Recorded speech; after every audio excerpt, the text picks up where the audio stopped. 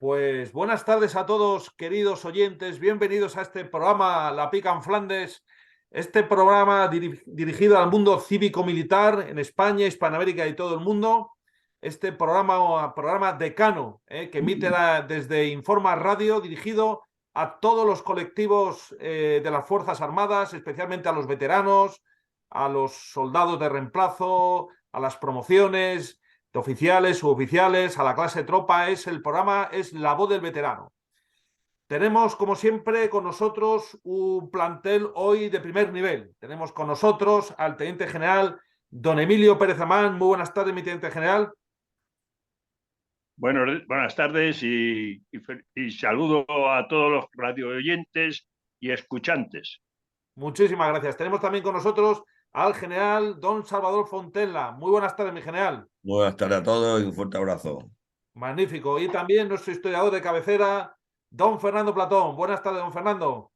Buenas tardes igualmente a todos. Bueno, pues como ven, queridos oyentes, siempre en La Pica en Flandes, un plantel, una mesa de debate de primer nivel, de primera categoría, para darle la información, para que desde el espíritu crítico los colectivos de los veteranos de las Fuerzas Armadas saquen sus propias conclusiones de este mundo cada vez más peculiar y peligroso también. Antes de nada, vamos a evocar lo que es nuestra memoria democrática, porque nosotros también tenemos nuestra memoria democrática, que como siempre nos prepara el coronel Salafranca, el presidente de la Hermandad de Antiguos Caballeros Legionarios, al cual desde aquí le enviamos un fuerte abrazo legionario.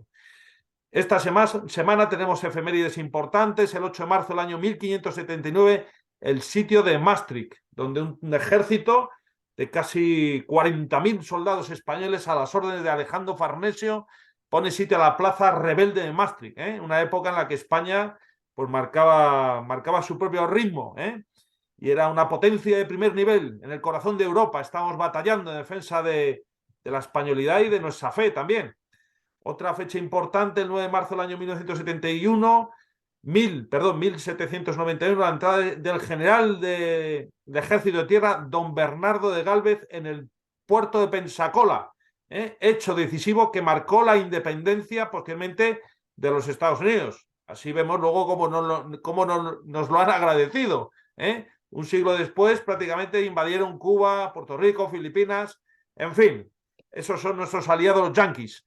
Y finalmente también se destaca una fecha muy importante, que es el 7 de marzo del año 1939, rebelión anticomunista en Madrid, en el bando del Frente Popular de la Segunda República. Es que parece que hubo otro golpe de Estado, el del coronel Casado y el Consejo Nacional de Defensa, que destituyó el gobierno comunista Negrín. No sé esto desde el punto de vista de la memoria democrática cómo se verá, sino como un golpe similar al de Franco o un golpe del golpe, en fin. Muchas dudas se suscitan estas cuestiones, pero antes de, bueno, dicho lo cual, cedo rápidamente a la palabra al general Pérez Alamán, que tiene cosas muy importantes que contarnos. Adelante, mi general, por favor. Pues sí, no es que sea más importante que otros días, pero mantenemos la línea en que terminamos el programa anterior. El coronel Collins hizo una serie de observaciones y consideraciones sobre la ley de la memoria, y lo cierto es que hoy día estamos viendo cómo nos hemos borrado una memoria reciente. La memoria reciente a la que me refiero fue un manifiesto que firmamos más de 750 militares retirados allá por el aniversario de la Constitución del año 2020, un tanto preocupados por la situación en que empezábamos a estar, la deriva que iba tomando el gobierno hacia un totalitarismo anticonstitucional y con una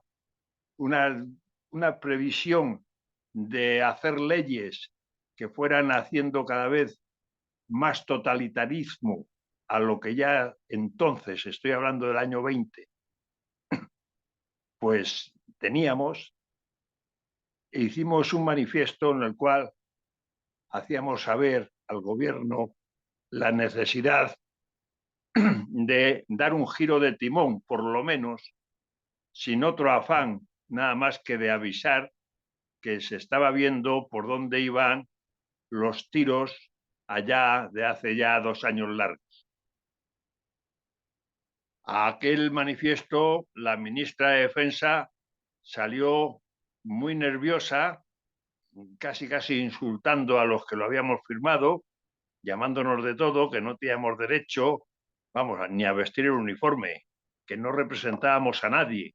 En fin, a la vista de lo que ha ocurrido en estos 2 años y algo, pues parece ser que en aquel manifiesto algo de razón llevábamos y que nuestra preocupación estaba fundada, y así lo estamos viendo en la serie de leyes y decretos leyes que están imponiendo desde el gobierno, prácticamente sin consultas, sin asesoramiento por los técnicos correspondientes, sobre todo judiciales, y claro, pues nos encontramos que hay un descontento y una alteración de la vida ciudadana que es de preocupar, y además de preocupar porque nos preocupa quien tiene el poder en este momento.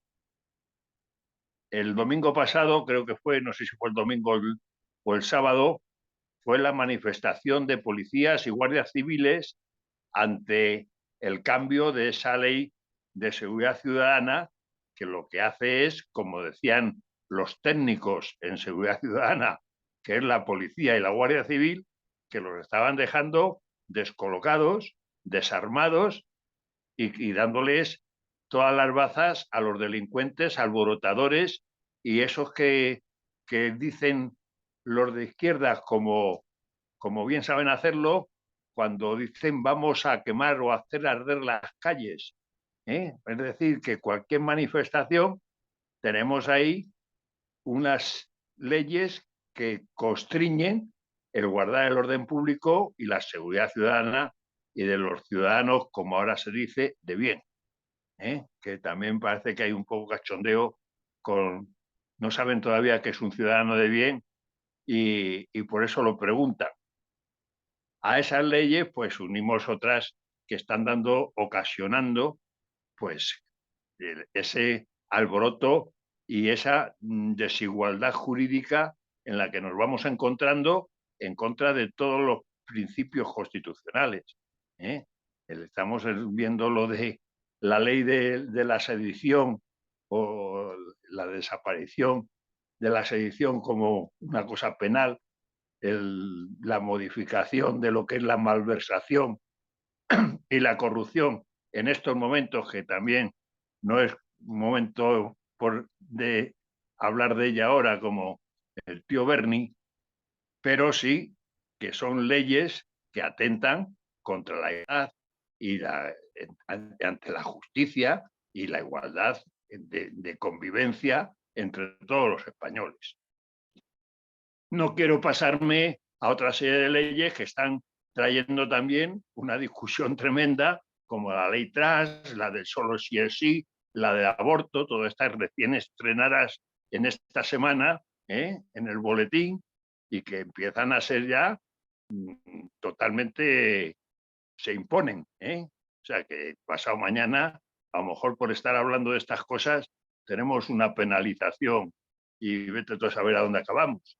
En fin, que toda esta situación de totalitarismo que va en contra de la seguridad de España, que va en contra de la buena convivencia y que forma parte de la defensa, porque si no nos defendemos ante estas situaciones, pues si vienen cosas mayores, pues difícil va a ser la actuación de la defensa. A esto, la señora ministra de Defensa, cuando se lo advertimos hace 2 años y medio, en vez de pues tenerlo en cuenta, pues mató al mensajero, que es lo fácil.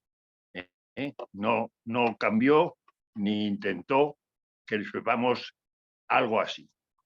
Así que lo dejamos ahí, esas leyes y esa postura que según se van acercando las elecciones y van viendo que les queda menos tiempo y están aprovechándolo de una mala forma, pues nos está perjudicando de una forma importante, no solamente en el aspecto de convivencia y de igualdad entre españoles que marca la Constitución, está marcando una especie de límites entre unos y otros, y nos encontramos con que no se echa marcha atrás en el tema del catalán en Cataluña y sitios adláteres, como pueda ser Baleares, donde a la falta de médicos, por ejemplo, en sanidad, pues ahora exigen que tengan que hablar en catalán, y nos da lugar a una serie de problemas que veremos a ver cómo se puede solucionar, si es que tienen solución.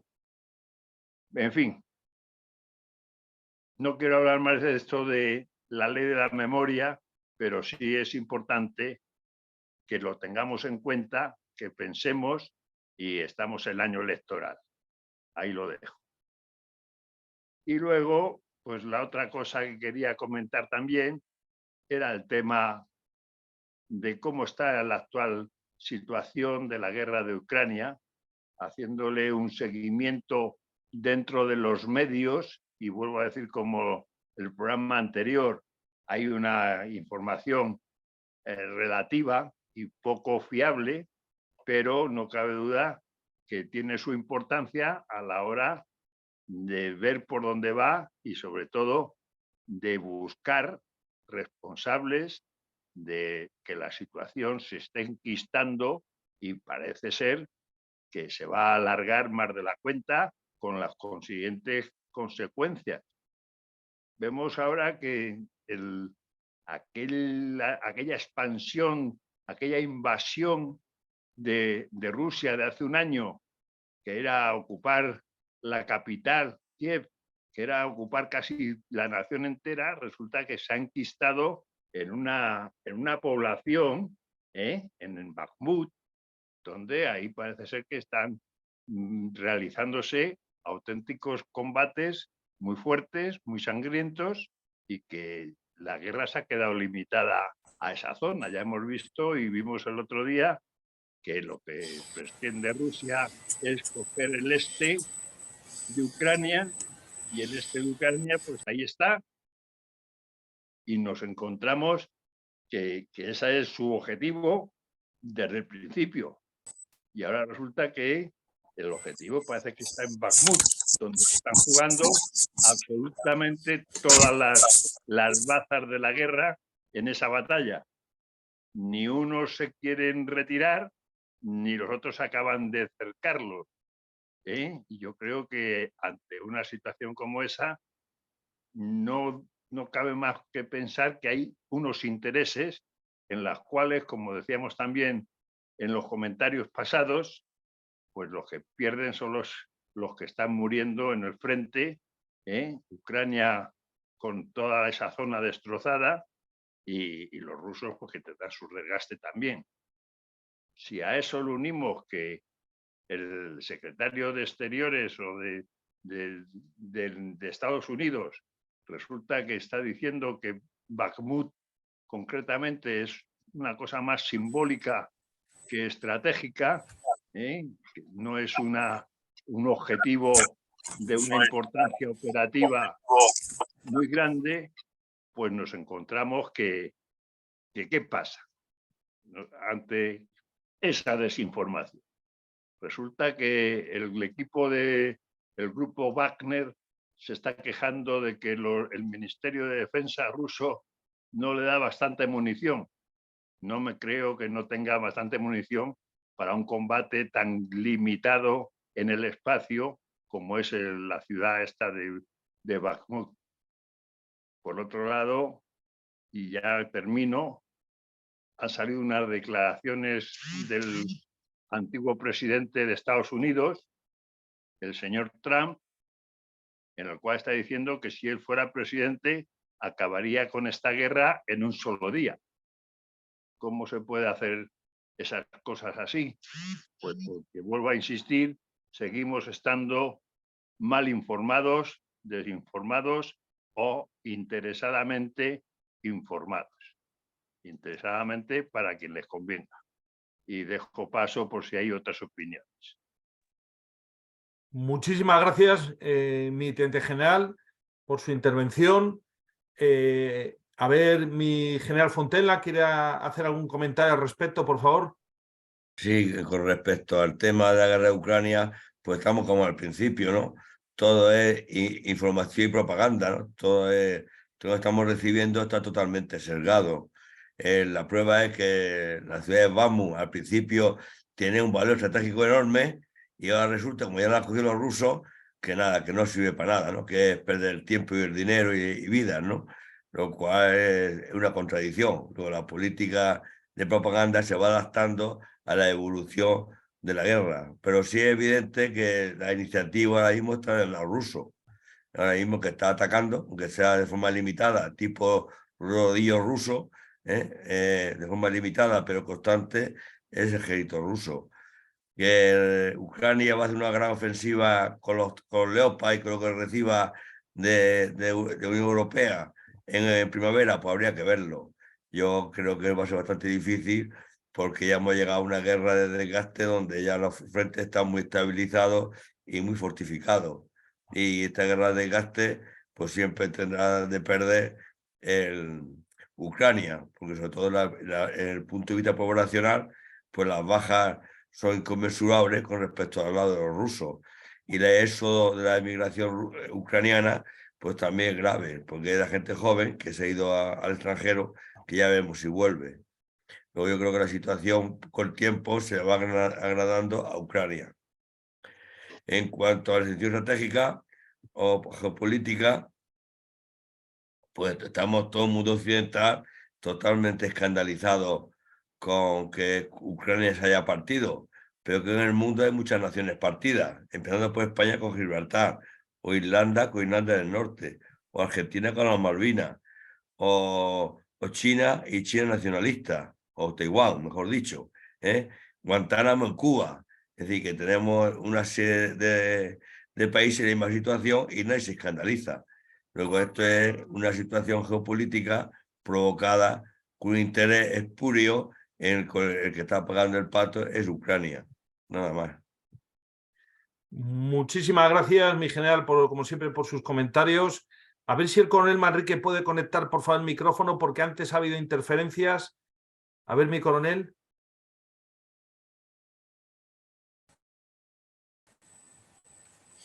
Sí. Aparentemente sí. Pues adelante, está en antena, mi coronel. Por favor. Bueno, muy bien, gracias. Efectivamente, estamos un poco como al principio, pero sin duda más claras las posturas para el que las quiera ver, porque sin duda esta es una guerra absolutamente manipulada. El Occidente, que no está en guerra con Rusia, la OTAN, que no está en guerra con Rusia, Estados Unidos, que no está en guerra con Rusia, ha prohibido absolutamente todos los medios rusos, está haciendo sanciones que le están saliendo, sanciones económicas que le están saliendo mal y sin embargo producen en nuestras economías tremendos daños, ya sea porque no exportamos productos agrícolas o porque no nos llega el gas o el petróleo, en fin, están más claras las posturas, claramente las motivaciones de esa guerra, por lo menos para muchos, para mí incluido, están clarísimas. Es una lucha de las potencias sajonas por anular la posible o la real competencia de una Rusia que se sobrepone al desastre de su perestroika, de su desmembración. Y en ese contexto, que se ve claramente en los apoyos materiales por dinero de Estados Unidos, en las presiones de todo tipo a los aliados, a la OTAN, que nos meten de hocicos en esa guerra, a los sabotajes en el comercio internacional, ya sea los oleoductos o el trigo, Eso está, por lo menos para el que quiera verlo sinceramente, si no meridiano, muy claro. Está también muy claro que esa guerra, como no podía ser de otra forma, la está perdiendo Ucrania, por más que nos vendan lo contrario en sus ofensivas y demás. Ucrania también, con las posibles equivocaciones por falsas informaciones, pero parece ser, está bastante claro por servicios de información como el israelí o por algunas versiones incluso occidentales, que la mayoría de las bajas las está teniendo el bando ucraniano con los voluntarios polacos, lituanos, ingleses, franceses, de todo tipo que hay. Entonces, ese desangrar a Ucrania, ese desangrarla no solo en sus miembros, en sus hombres, en sus mujeres, sino en sus industrias, en su infraestructura, está claro que está haciendo mella y que en algún momento hará crack. Hará crack si quiere Estados Unidos, porque también se ve cada 2 por 3 que hay señores que están tirando cerillas, ya sea en Irán o ya sea en Siria o ya sea en Transnistria. O sea, eso no se va a quedar así. Mi opinión es que Estados Unidos ha declarado, ha empujado las maniobras que dieron paso a Maidán, a la revolución, a esta guerra, a que no se cumpliera el Tratado de Kiev, y no se va a quedar ahí. Lo tremendo es que cada vez aparecen más informes, más estudios de que si estas posiciones se mantienen, Estados Unidos a por Rusia y Rusia consciente de que se juega su existencia como nación, acabaremos en un conflicto nuclear. Yo no sabía, he leído hace poco un artículo muy curioso, muy bueno, de la política de la doctrina rusa.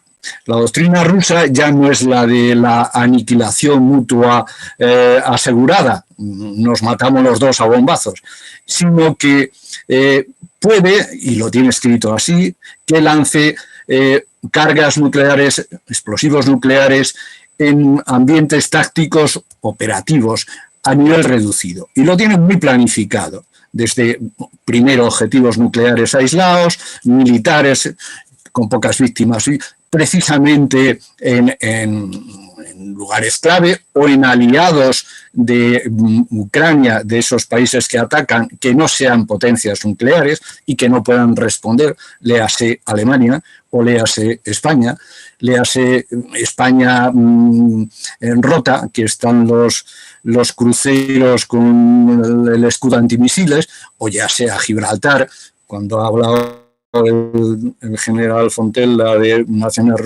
España rota, no solo por Gibraltar, sino también por Portugal, precisamente de mano inglesa, o las Españas americanas y del Pacífico, también por mano inglesa y Japón. Es decir, vuelvo a la política de empleo de las armas nucleares.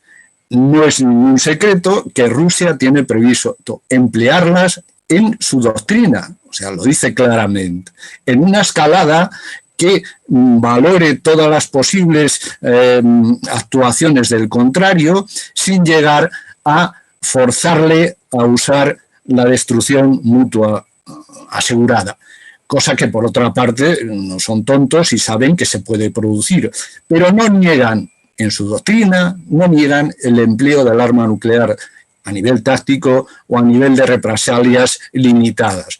Estamos jugando a ello, nos están metiendo de hoz y coz en ello. Y seguramente, como pone la doctrina rusa, los que se lleven los primeros pepinazos, aparte de los ucranianos, sean esas potencias que agreden a Rusia, que apoyan, que mandan esfuerzos, mandan carros, mandan submarinistas a sus bases en el Báltico, como somos nosotros, y eso no lo sabe la opinión pública. Nos perdemos en disquisiciones, pero estamos jugando con ser objetivo nuclear de una respuesta rusa que lucha por su supervivencia. Pues nada más, eso. Muchas gracias, mi coronel, y celebramos tenerle con nosotros aquí en La Pica en Flandes. De nuevo, aportando sus opiniones al respecto. Cedo la palabra rápidamente a don Fernando Platón para lo que es en esta primera parte exprese sus opiniones. Adelante, don Fernando. Bueno, yo querría ampliar un poco las informaciones que han dado mis compañeros, porque lamentablemente muchas veces en la prensa general tiende a la noticia espectacular y a quedarse en un tema. Realmente en la guerra en Ucrania no está prácticamente solo en Bakhmut. Rusia está atacando en un frente bastante amplio, digamos, a lo largo de todo lo que son las regiones de Lugansk y Donetsk y de Zaporilla en el sur, en donde está buscando, digamos, hacerse con toda esa zona, digamos, desde para, digamos, consolidarlas y sobre todo alejar la guerra de lo que son las capitales como Donetsk, de la cual el frente está muy próximo y prácticamente muy cerca de los niveles de 2014. Así que tenemos combates pues desde la zona norte de Krenina, un poco más al sur, Bakhmut, que sí que es el centro de las principales combates actualmente, pero los combates que hay después y que se pueden seguir en muchos mapas, pues también están en la zona de Avdiivka, cerca de Donetsk y Oleksandrivka, y después ya en la zona, digamos, de la provincia de Nikolaev, en esa zona donde el frente, digamos, deja de estar norte-sur y coge dirección este-oeste. Todos esos combates normalmente son muy un estilo casi Primera Guerra Mundial, bastante desgaste artillero y después ofensivas limitadas tratando de coger posiciones, pero lo cual pues se va logrando de forma muy limitada. Para que nos hagamos idea, en Bakhmut, en un año de guerra, el frente ha avanzado 15 kilómetros desde donde estaba. Pues una velocidad de avance que no es precisamente la de la guerra relámpago. Incluso Bakhmut es una ciudad pequeña, 70.000 habitantes.